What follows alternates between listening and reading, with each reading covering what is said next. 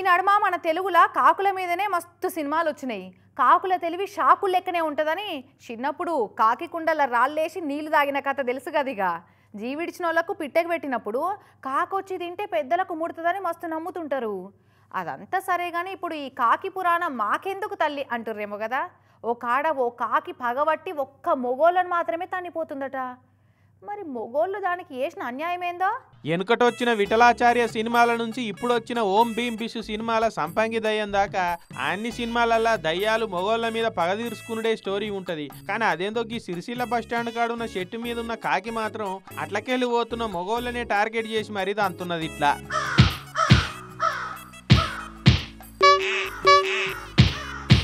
తెలవనోళ్ళేమో పుస పోతుంటే కాకి వచ్చి ఏ బిషుం అని తన్నిపోతున్నది. ఇక తెలిసిన వాళ్ళు అయితే కాకి దాన్నే టైమింగ్ తెలుసుకొని తప్పించుకొని ఉరుకుతున్నారు. ఇట్లా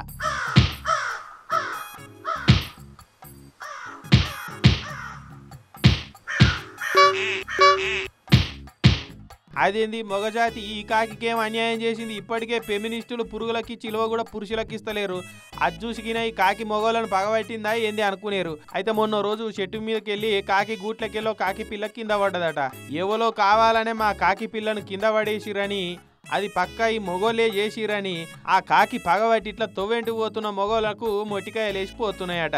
ఇక ఆ కాకి భయానికి అట్లకెళ్ళి పోయేందుకే జంకుతున్నారట జెంట్స్. పాపం మొగజాతి ఆని ముత్యాలది ఏం బతుకైపోయింది చూడురి. ఆఖరి కాకులు కూడా దేకుతలేవు పో.